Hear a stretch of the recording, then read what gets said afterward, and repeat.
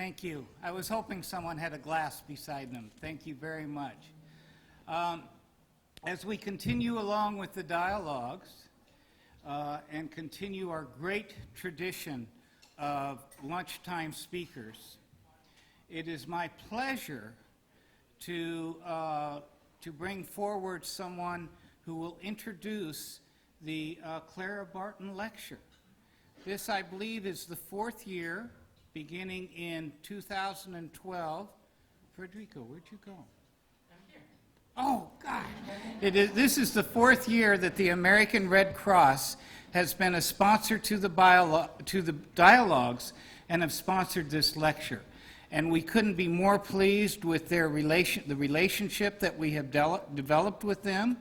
Federico is an international law advisor for the American Red Cross, here representing the American Red Cross. And I will ask him to come forward now to introduce a little bit about the support and what he does and the American Red Cross does, talk a little bit about the background of the Clara Barton Lecture, and of course introduce our very special speaker for this meal. Thank you.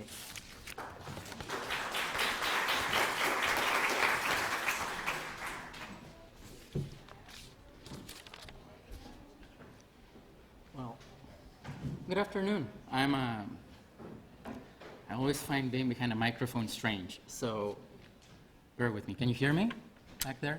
Yeah, excellent. So it is a great pleasure to be here today. It's my second time at the IHL Dialogues, and it's really exciting for us to be here. So my name is Federico Varias, and I'm a legal advisor at the American Red Cross International Humanitarian Law Unit. I really would like to express my gratitude to the Jackson Center for organizing this amazing event. It is really a great activity, and I love being here. I think it's a good place to rest the soul and engage the mind. And I love that the prosecutors get together once a year to do just that. And we at the Red Cross are really proud to be part of this conversation, to be able to bring someone here to engage with you and expand the dialogue a little bit. So with that today it's going to be my great pleasure to introduce to you Claudia Paz y Paz, the former Guatemalan prosecutor for Attorney General, if you will. And I can think of no better person to deliver this year's Clara Barton Lecture. Now, when I was here last year, introducing last year's speaker, I was already thinking about Claudia because really great changes were happening in Guatemala at the time. And, well, as you know, let me tell you a little bit about Clara Barton. Why the Clara Barton Lecture? So, I think most people in this room know that Clara Barton is the founder of the American Red Cross. I was telling Claudia about her today. She was a woman that would cross the lines during the American Civil War to deliver aid to wounded, sick, and dying soldiers. She would deliver letters. She would talk to them. She would talk to the authorities, trying to engage in the delivery of neutral aid. And later on, she was the first promoter of the Geneva Conventions in the United States. She was the person that brought modern international humanitarian law to after Francis Lieber, but that's another conversation, to the United States, like at least European humanitarian law. But it is that her bravery, she was doing something that women were not allowed to do or didn't do much in the 1800s. And it is that bravery that I was seeking in our Clara Barton Lecture. And I think Claudia brings just that. I see that spirit in her. So Claudia was the first woman attorney general in Guatemala. That's a first in 2010. And from the very onset of her tenure, she set out to fight crime and impunity in a way that had never been done. In Guatemala, 2% of crimes would ever face prosecution. 2%. So that's almost nothing. And she raised that number to above 30%, which is a great change in very few years. But she also implemented a policy of high-impact prosecutions. She would go after the high-level criminals, the most dangerous people in the Americas in many ways. And she went after these people, and in the process, she found herself leading the first domestic prosecution of a former head of state for the crime of genocide. And that is a first. That is a major event in the history of the Americas and of the world. By 2012, Forbes magazine had already named Claudia one of the 5 most powerful women changing the world. A couple of years ago, or last year, former Secretary of State Hillary Clinton actually honored her for her dedication promoting a peaceful and just and open society in one of the world's most troubled countries. And that is like it's an amazing achievement. Claudia changed the country, this little Central America country from which I come, in a way I never imagined. I had never imagined I would see in my life. So, by some accounts, the Guatemalan Civil War cost about 200,000 lives. Thousands of these people died in horrific massacres reminiscent of the one we've been talking about here, the Srebrenica massacre. Some were even worse. Women, children were killed, the children thrown into wells. It was truly horrible. And Claudia's prosecution of former dictator General Efraín Ríos Montt finally brought to light, in a way that nobody could deny, the horrors of a war that some sectors in Guatemalan society were and remain intent on keeping silent. Unacknowledged terror is a surprisingly effective mechanism of continued oppression. And this trial changed that. So recently I asked Claudia what compelled her to carry through with the prosecution of Ríos Montt. At the time, he was a powerful man. Some 10 years ago, I was actually witness to what his hordes could do in various neighborhoods in Guatemala City. And you know he was not someone to mess with. And her response confirmed something that I suspected all along. She has the courage that comes with decency and respect for the rule of law and human dignity. And human dignity is the cornerstone of international humanitarian law. Now, at the time when she first came to this decision, Mayan villagers had been arrested for opposing the work of a mining company in their territory. And they got arrested, and being in court, some of them said to her, well, so you will try us for stopping the machinery of the mining company, but will you ever do something about the men that came to our towns and killed our children, that did things to us? And that's when she thought, well, I have to do something about this. And she did, and it was her duty as a prosecutor. And it's a simple duty, but it's so important. And I believe it changed the course of history in Guatemala. Now, last night we were talking, and Claudia asked me to share what I, as a younger generation of Guatemalan lawyers, thought about the genocide trial. What did it do? And so I wanted to answer you.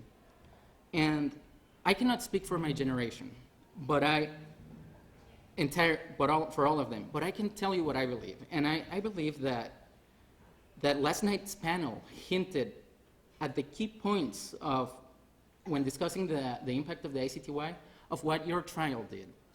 And the trial finally removed Ríos Montt from the political stage. He is no longer a key actor in it. He's out. The dinosaur is gone, in a way. And, but it also opened the door for Guatemalans to talk about the war. We didn't talk about the war before. We didn't talk about this genocide. And now we do. And I think that is tremendously powerful. And there was, we may disagree about the events. Some people deny the genocide, some admit it. But I think that's something that Michael talked about with regards to Nuremberg. And it's that it took a generation, maybe two, to actually absorb the impact of Nuremberg and know that what it was about was real. And I think we'll see that in Guatemala too down the road. But I think that most importantly, Sergey had it right also when he was talking about the ICTY, how it created space for complementarity to work and opened the door for domestic prosecutions in the former Yugoslavia. And I think that a very similar thing happened here. the domestic prosecutions can open the door for an end to impunity. They open the door for people to believe that their own justice system can work. And the Rios Montt trial did just that. This year, the Guatemalan vice president had to resign in shame over a corruption scandal.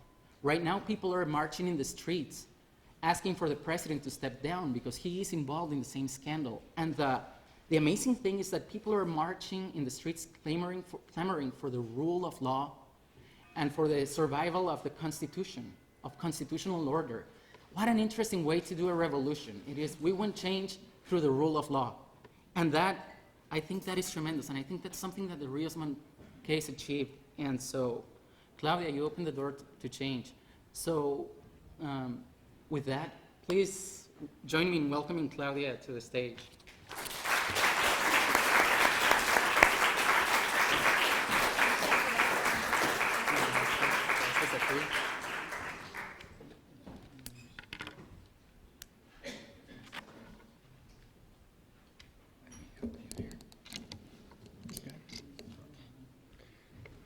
Thank you so much, Federico, for your words. Were really moving for me. And good evening, good afternoon to everybody. First, I want to thank Robert Jackson Center and the Red Cross for inviting me this afternoon in the 9th International Humanitarian Law Dialogues, and for giving me the opportunity to share with you our experience in Guatemala in the prosecution of gross human rights violations. Today, I want to focus, as Federico said, in the trial against the former head of state, Efrain Rios Montt, on the charges of genocide. Guatemala, my country, suffered an internal armed conflict that lasts more than 3 decades and ended with the signing of the Peace Accords in 1996.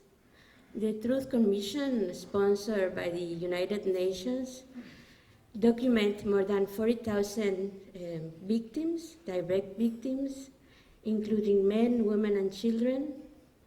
Of these victims, 83% of them were Mayan, 70% of them were Mestizo, and combining this data that came from the testimonies with other databases, the Truth Commission states that the total number of deaths and for disappearance during the conflict come to more than 200,000 victims. And this Truth Commission also concludes that between the years of 1981 and 1983, acts of genocide were carried out in certain areas of the country. And one of the goals of the peace process was to reform the Guatemalan justice system from one that had covered up the most grave human rights violations to one that would comply with its key functioning of protecting the citizens and guaranteeing them access to justice. In order to achieve this goal, several institutions were created: the Public Prosecutor Office, the National Civil Police, more courts, more judges throughout the country. But however, 10 years after the peace accords were signed, the promise to guarantee access to justice for all seemed a distant reality. As Federico just said, on the one hand, we have high levels of impunity, and worse, on the other hand, we have high levels of violence and insecurity. Guatemala, Salvador, and Honduras have the highest rates of homicide in the whole world. In 2009, we have 46 per 100,000 inhabitants. Equally absent was the justice for the war crimes. Only a few couple cases had made some progress.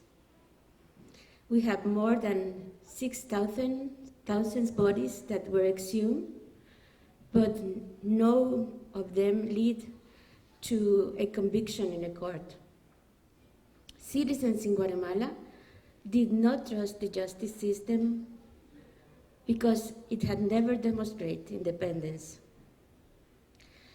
But despite this, the demands of the victims for justice was really constant. The first cases of genocide and crimes against humanity were presented in 2000 and 2001. But there were very little advances because neither the courts, neither the prosecutor's office had real political will to push them on. One of these cases was presented at Spain under the universal jurisdiction. Nobel Prize winner Rigoberta Menchú filed this case, and 2 former head of states were indicted by the Spanish courts. But the Constitutional Court in Guatemala rejected this tradition. The Center for Justice and Accountability, Pamela is here today, who was one of the representatives of the victims. So there was this situation. The case in Guatemala didn't move on. We have the case in Spain under universal jurisdiction, but we have nobody arrested for the crimes. So there were several rulings inside the country that paved the way for the cases to go to court. One of them was a ruling from the Constitutional Court that says that the military documents were not secret and that them should be presented to the court. Another one was a ruling by the Inter-American Human Rights Court saying that the authorities in Guatemala should remove any de jure or de facto impediment for these cases to advance. There were some institutional changes also in Guatemala. Because of the climate of impunity and insecurity and the violence in the country, the Guatemalan state asked the United Nations to put in place a commission in the country, the Commission Against Impunity, known as CICIG, and this commission didn't have jurisdiction over the gross human rights violations committed during the war, but his presence in the country led to new authorities being nominated.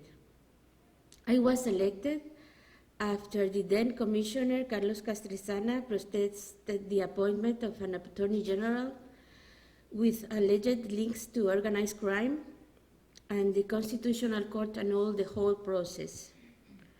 So we have new authorities in the Supreme Court, we have new authorities in the Prosecutor's Office, and there were new courts created, the high-risk courts that have jurisdictions over the whole country, and these judges were nominated with a better process that could guarantee their independence. In other words, in 2011, we have in the country better conditions to judge the genocide in a national tribunal. But how do we build a strong case for genocide against the former head of state?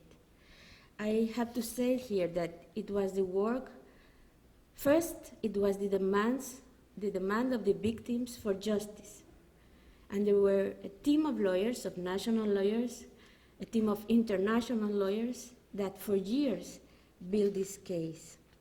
And there was a strategy how the international, the case that was behind in Spain, the Spanish courts could help the national case, and how when the national case couldn't go on because of political reasons, the evidence that was brought there could help the case that was in Spain, and the other way around.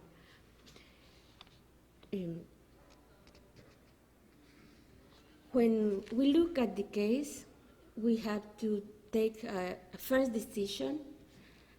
It was argued yesterday how narrow or how global you make a case. The cases were presented in a national way. So if we have 600 massacres, you present only one case. That was the first way the case was presented. But we decided to change that strategy because we don't have so many opportunities.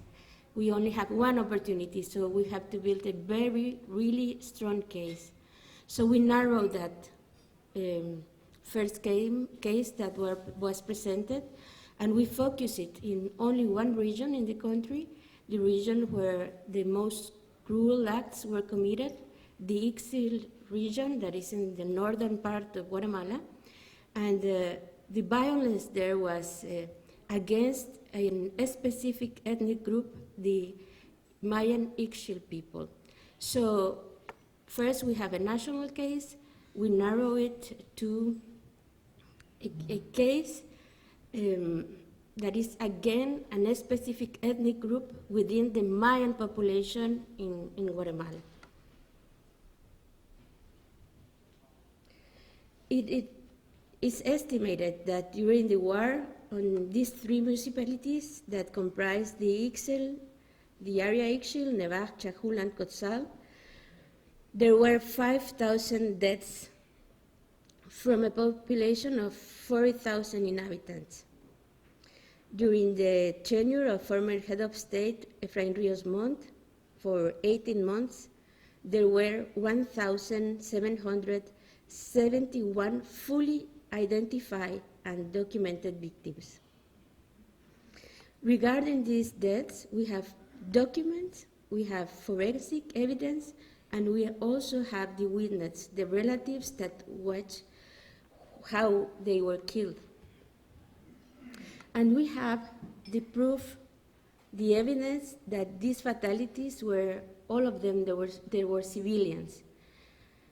Anthropological forensic examinations were also useful to demonstrate how deaths did not occur during confrontation. Many of these victims were blindfolded, or their hands were tied, or they have been shot to the back of their head. In other words, the first element of the crime, the killings of group members, was demonstrated.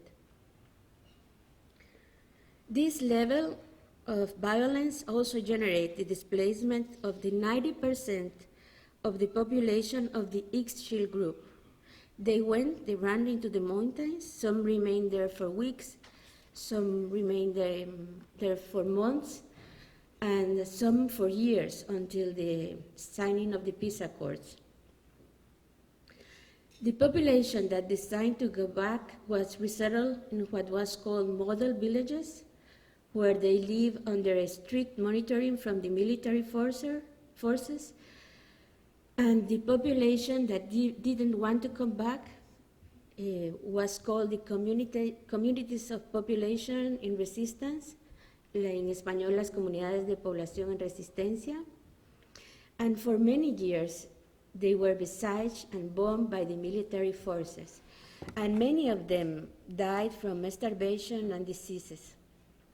In other words, from the facts was also framed the third element of the crime of genocide, deliberately inflicting on the group conditions of life calculated to bring about its physical destruction in whole or in part.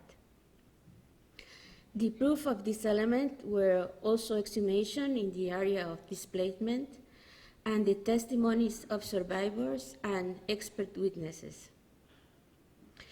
In the case, during the trial, more than 100 witnesses came to the court to bring their testimony. As many of you know, the hardest part to document was sexual violence. From the testimonies of the survivors and from the testimonies of the perpetrators, we knew that sexual violence, that rape, was part of the war strategy. There were individual rapes and massive rapes during the massacres. But the silence around this issue made it very difficult to identify the victims and to obtain their testimony. Patricia was there in Guatemala, helping us to build this case and helping us to identify the victims and helping us how to give them support, psychological support, so they could give their testimony. And finally, we find 10 testimonies, and these were presented into the court. For the second element of the crime of genocide, bodily or mentally harm to the members of the group. But we still need to prove the intent. And in the case of genocide, it's a really, really hard element to prove. That it was argued in my country that these people were murdered and displaced and the women were raped because of political reasons, not for ethnic reasons. They said that the murders happened because they were supporting the guerrilla groups, so they were not injured as individuals, not as a group. But we knew that they were targeted as a group in a whole. The victim of this genocide was the Mayan IHLD group. They have a language, a unique language, for example, that is one of the characteristics of an ethnic group. And how do we prove it? We have the massivity of the crimes. If we think of 3 years of war, 5,000 people killed, 90% of people displaced. But for us, that wasn't enough. And we find the documents. So we find the military documents that clearly said that the IHLD people were perceived by the perpetrators as the internal enemy. And the military documents on the National Security Police also said that what had to be done in behalf of the enemy, the way to combat the enemy was extermination, annihilation. There were literally the words used in the military documents. And one of them, Plan Sofia, describes how the army looked to the IHLD people. It says, "The subversive groups which have operated in the area of the IHLD Triangle, managing to carry out a complete job of ideological awareness in the whole population, have reached 100% of support." So they believe that 100% of the IHLD people support the guerrilla, so they were part of the eternal domestic enemy, so what has to be done is extermination or annihilation. So the massive attacks against the Mayan IHLD people, the military doctrine, and the perception itself of the perpetrator regarding of the victims were the elements we used to demonstrate the station. We have 2 captures of high military officials, 2011, and in January of 2012, Rios Montt lost his immunity since he was no longer a representative, so he stood by himself before the judges. Perhaps he did so believing that he will not be judged. but the process began. In January 2013, Miguel Angel Galvez, the judge that has also sent former ex-vice president to jail, Miguel Angel Galvez ordered the trial of the criminal prosecution of the crimes of genocide and crimes against humanity to take place, and this trial began in March. Perhaps the most emotional moment was when the 10 survivors of sexual violence gave their testimony. We, the prosecutors, request that the testimonies of sexual violence be given behind closed doors. In some cases, neither their husbands, their families, their sons, their daughters, or the community knew that these women were raped. Our greatest concern was how to produce this extremely important evidence without re-victimizing the women. So we were arguing the whole night, and one of my colleagues says, let's ask them, you don't know the strength of the women. And so it was. They decide that they will give their testimony, and they will do it covering their heads with their shawls, and that the first rows of the courtroom will be filled by other women, so that they will not feel alone when they come in front of the judge. And they were very strong. They gave their testimony, and something changed from that day onward. The media could no longer remain silent on the case they previously have been trying to cover up. And for all the citizens, the Guatemalan citizens, who listened to those testimonies and witnessed those women, it was, from that moment on, it was impossible for them not to empathize with their pain, with their pain and their courage. They and other trial witnesses who came from the remotest parts of the country, down from the mountains, arrived at the hearing room on the Supreme Court. They testified in front of the perpetrator, face to face with the former head of state, who had ordered that all of these human rights violations be committed, who had commanded the army, and who at one moment exercised all the powers in Guatemala. And they told him that what he had done to them was not right, that they were human beings, that they were not animals. This trial enabled, for once, that the victims be paired with the perpetrator. The trial also broke the silence that had reigned regarding the human rights violation, but above all regarding the violence, the sexual violence.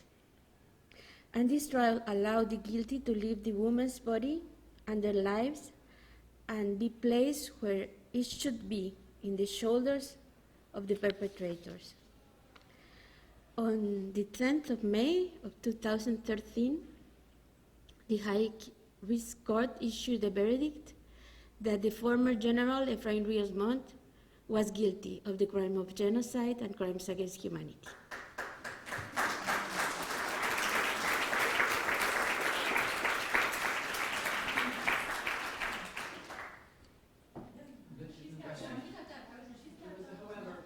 I am not done, but I could resume.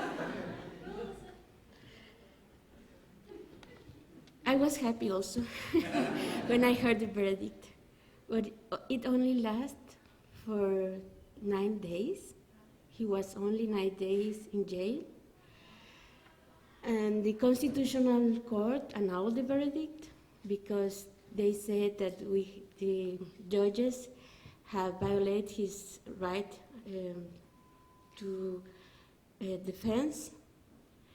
It was, I will not go on trying to explain that. It was a political ruling. It was really not a juridical one. And what I want to share with you is some last reflections is that the annulment of the trial led to several consequences. One of them was a really huge effort to deny what happened. After serious human rights violations that were carried out in Guatemala and which were labeled as genocide became the center of the public debate, when Guatemalan society had to face up to what they have tried to hide or downplay, many powerful groups tried to raise it as it has never happened.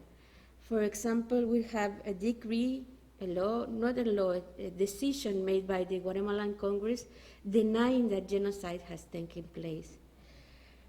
But paradoxically, the trial impacted society in a very significant way. 80% of the people know and have a decision made whether there was or there was not genocide. Most of the people believe that there was genocide, and some, 30%, believe that there was no genocide. Another consequence was that citizens and public servants who were involved in the trial were subject to a huge smear campaign. Our families, myself, we were accused of belonging to the guerrilla groups or being terrorists, when all that what we were doing was complying with our duty according to the Guatemalan law.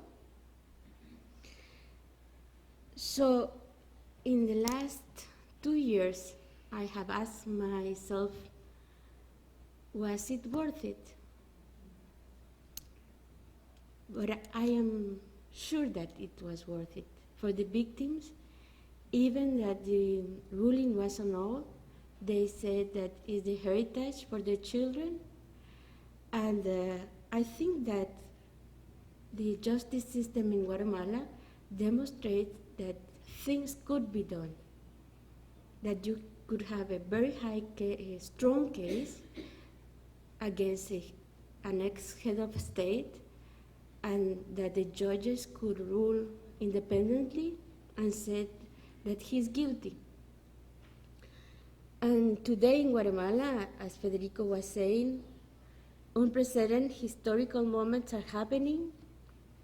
The International Commission Against Impunity and the Public Prosecutor Office request that the president itself be judged. And thousands of people are now in the streets. And I believe, I am convinced that the genocide trial have an effect on these changes. Thank you very much.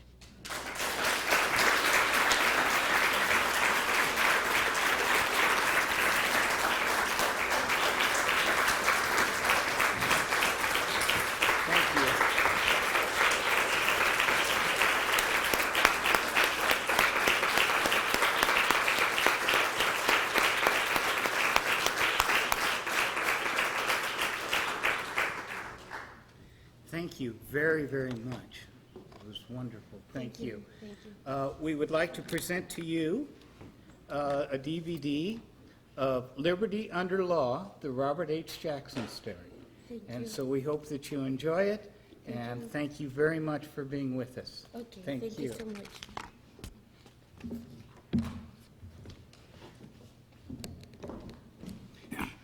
Before we break and head back over to Fletcher Hall, I would just like to take a moment to introduce you to two new sponsors, and perhaps a sponsor that has been around from the very, very beginning. I would like to introduce you to the International Peace and Security Institute.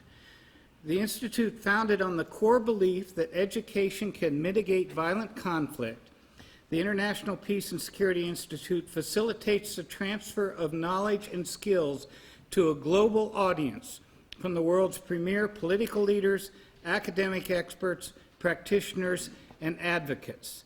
The International Peace and Security Institute empowers the next generation of peacemakers. Kate Elsey, Kate, stand up, please. Right there. Kate has a table. She has a table out. Please watch for Kate. Please engage her. And I know she would love to tell you all about the good work that they're doing, and of course the support to the International Humanitarian Dialogues. I'd also like to introduce you, well, sort of, because most of you know this one, but they have joined us this year in a more substantial way, and that's the Public International Law and Policy Group. The Public International Law and Policy Group is a global pro bono law firm that provides legal assistance to states and governments with the negotiation and implementation of peace agreements, the drafting of post-conflict constitutions, and the creation and operation of war crimes tribunals. Paul, where are you? Paul? Okay. Yeah, I think most of you know Paul Williams. Paul Williams is not new to the dialogues, but we couldn't be more thrilled that the Public International Law and Policy Group has joined us for the first time in a more substantial way as a sponsor of the dialogues. And lastly, I'd just like to recognize at this time a sponsor who's been around for a long time and, in fact, produces the publication from the dialogues. Mark, where are you? Right there. Mark, why don't you come and say a word or two about your publication?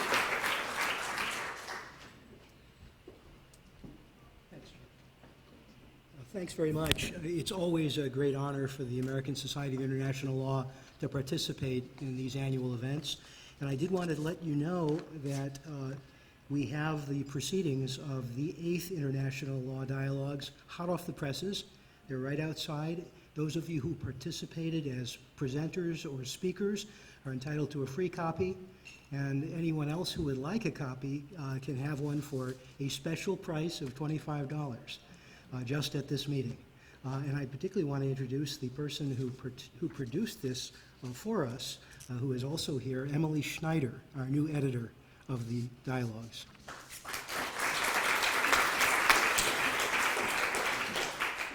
Okay, our afternoon session starts at 2:30, back over at Fletcher Hall. There will be the shuttles to transport you over to Fletcher Hall.